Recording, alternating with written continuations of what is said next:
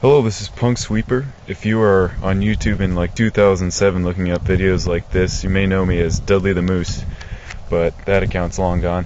And I'm here with a really old HP computer from like when XP was new, which is many eons ago in computer years.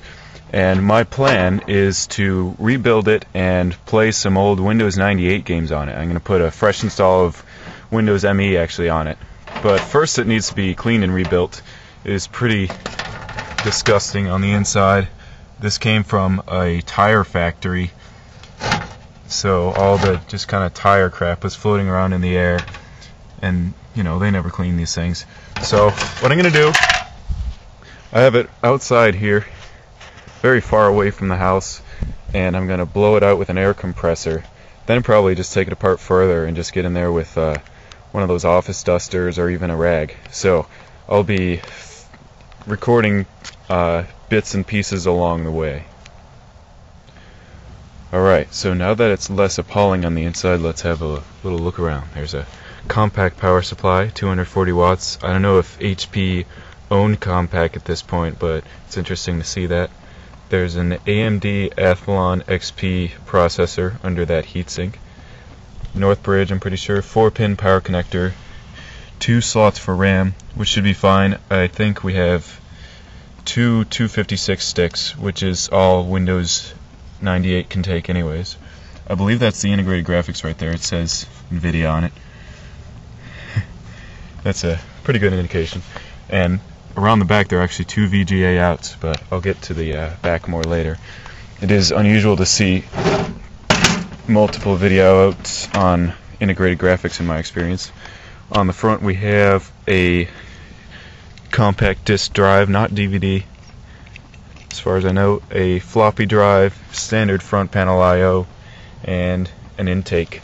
There's no case fan in this right now, but I am going to put one in. I'm also going to try out a graphics card in that AGP slot. It's pretty old. We'll see if it works any better than the NVIDIA onboard looking stuff.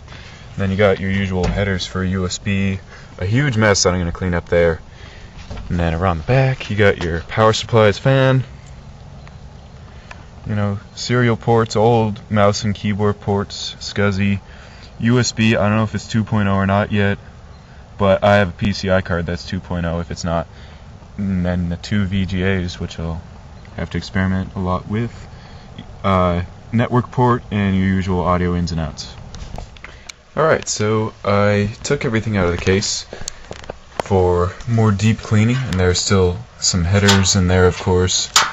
That one going to the little speaker. If I find out that all the computer sounds and not just like motherboard beeps go through the speaker, I'll probably replace it with this one, which actually originally was supposed to go in a JVC or Panasonic flat screen TV, like their best ones that actually have decent speakers built in. That one was overstocked or something, so I got it for cheap on Parts Express. They sound pretty good for what they are. The motherboard is micro ATX, I believe.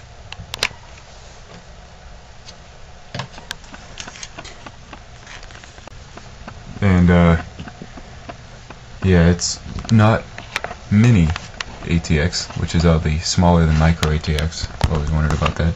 Then there's the CD drive and the floppy drive. The power supply with a mess of cables on it, which I can fix. And then there's the front panel soaking in some spray on Goo Gone. Here's the swag I'll be putting in. Case fan, which is in need of some dusting.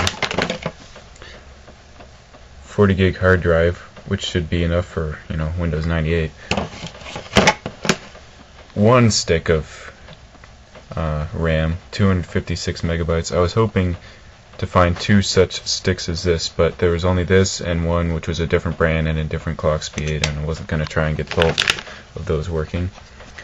I'll put this in if there's no USB 2.0 in the system. There probably will be though. And there's the graphics card I'm going to try. I think it's an old ATI.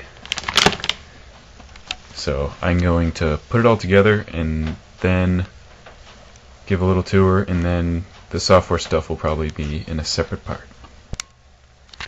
So I'm starting to put this back together, and since there is like no cable management in this at all, what I'm going to do is take these extra cables and just stick them in the second optical drive bay, second 5 1/4 inch bay. And what I've done is take a sandwich bag and just zip tie it on there, because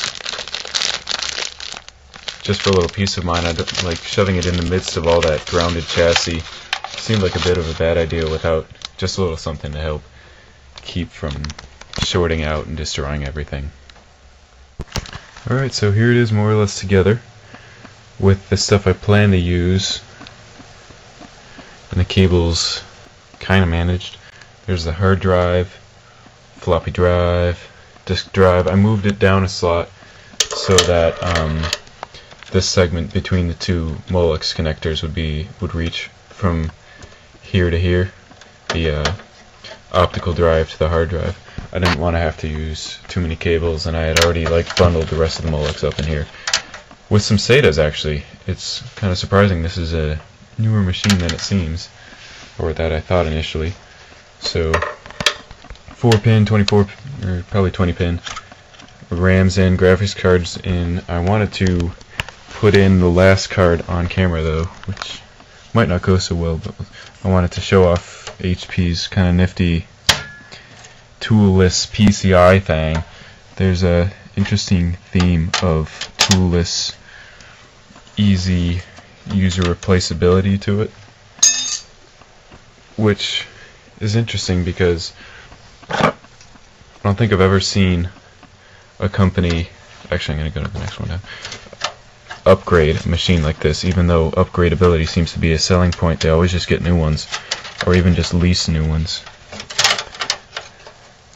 So anyways, it's got all these nice little PCI slot covers.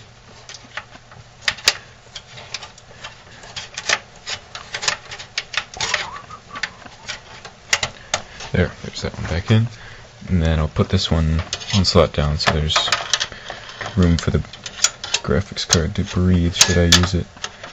I might actually try to run 3 monitors off this bad boy, although I don't actually have 3 computer monitors available, so I'll just have to see if it recognizes them, or if 98 even has that capability. So they're in, and you just push this thing down, and you're good to go. They're solid.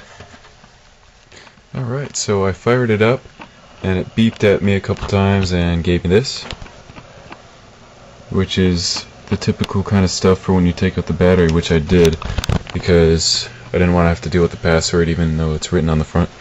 So as they suggest, I shall hit F1, and that looks like some HP BIOS. Uh-oh.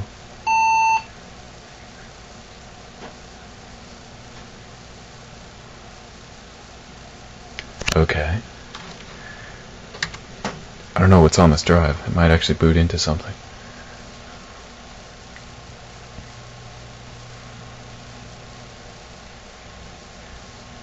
Actually, that looks about right. So let's try again, see if we can get into the BIOS.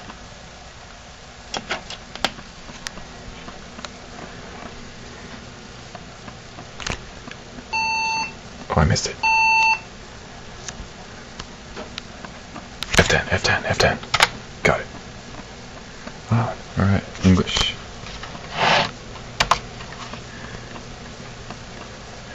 About, set time and date, save to diskette, set defaults and exit,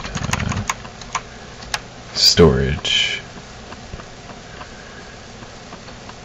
security, advanced, onboard devices, serial port, parallel port, diskette controller, cool, PCI devices, bus options. I was expecting to see the graphics and sound and stuff, but maybe not. Device options, printer mode, lock this. Frame buffers, oh, interesting.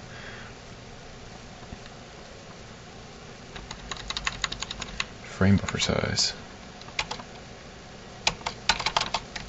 1632. Ooh, that's fun. I guess the onboard graphics use RAM, just like system RAM for frame buffer. So that'll be fun to play with. Alright, stay tuned for the next time when I attempt to install Windows 98 and then upgrade it to Windows ME.